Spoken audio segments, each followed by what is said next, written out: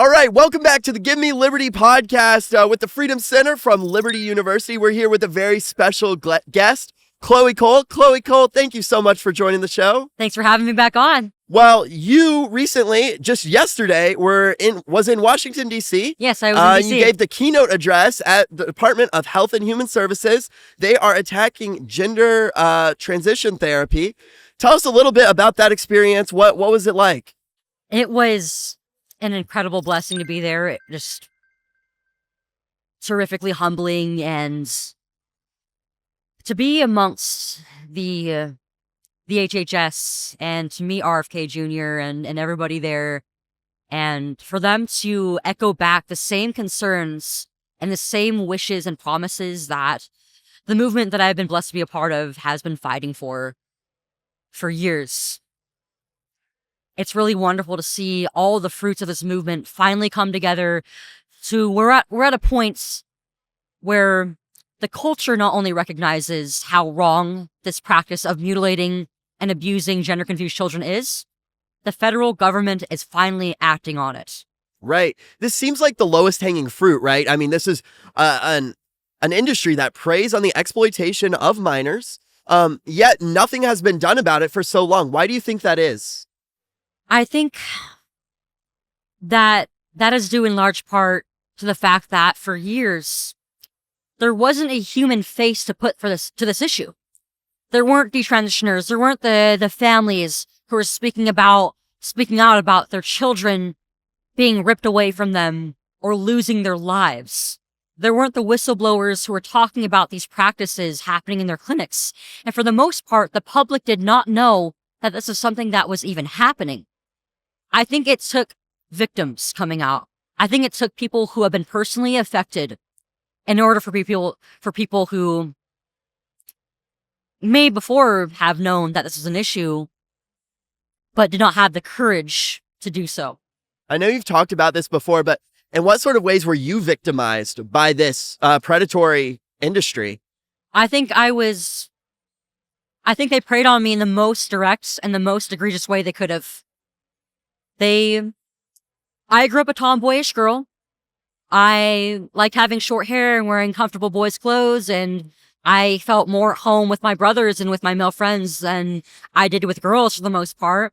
And I was not very comfortable with going through puberty and developing early. But I began to believe that I was actually a boy at the age of 12 when I discovered the transgender community online. And my mom and dad, when I told them this, were very concerned. They decided that they were going to try and get me whatever counseling they could. And I think that was a very sensible choice at the time, not knowing what they were about to face. And I don't think that any parents is really prepared to face the kind of institutional pushback of when they're trying to just protect their child. What my mom and dad were told was that this was an innate quality I had, that I was inherently transgender. I was born that way. I could not change it. And the only way to fix this was through experimental medicine and chopping off my breasts. My mom and dad, they knew in their hearts that this was wrong, but they kept having this lie of suicide pushed down their throats. And by groups like the Treasure Project, right?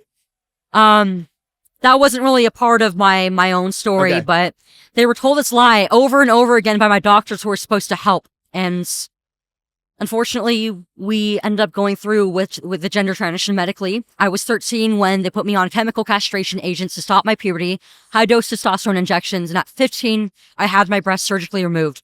But when I was 16 years old, I realized that this was a mistake. That one day I wanted to have children, that this could hinder my ability to do so.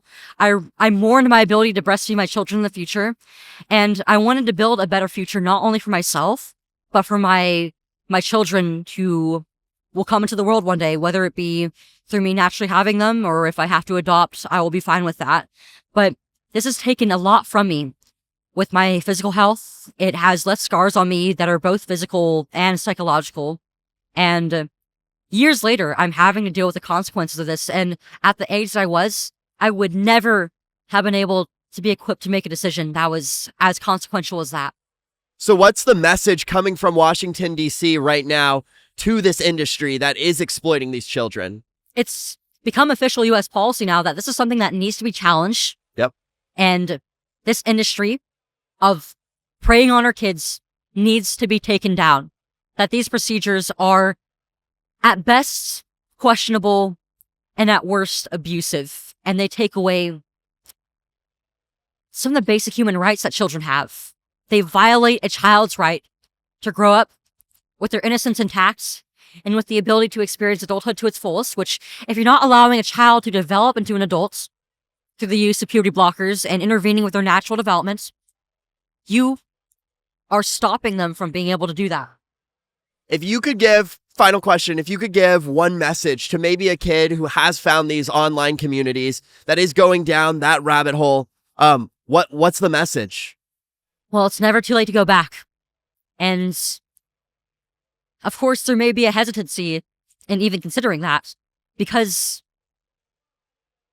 you've been made to feel so beholden to this. You've been told that you can't live without this, that this is who you are. But I'll tell you this. While you are never going to escape biological reality, you will only be what you were born as. There's a million different ways to be yourself. And it's not supposed to be easy to grow up. For some people, it can be a lot more difficult to grapple with one's sex, with one's developing body, with the burdens that come with that and the responsibilities of growing from a boy into a man or from a girl into a woman. But you know what? Even if you're struggling, even if you feel different, even if you don't feel like you fit in or you don't feel right, you are beautiful just the way that God has created you in your mother's womb. And one day, even if it's not now, even if it takes years, even if it takes a very long time, you have the power to overcome this discomfort and come to terms with who you are and embrace that. Amen. Chloe Cole, you're an all-star. Thank you so much for joining the show today. Thank you so much. Be sure to follow her on social medias and keep up with her journey as she fights to defend kids from this predatory industry. Thank you so much. I appreciate it. Hey, did you find this helpful? I hope you did. Please like and subscribe, share with a friend, and also go to standingforfreedom.com where you can find more content, articles, podcasts, and our Theology of Politics series, all at standingforfreedom.com.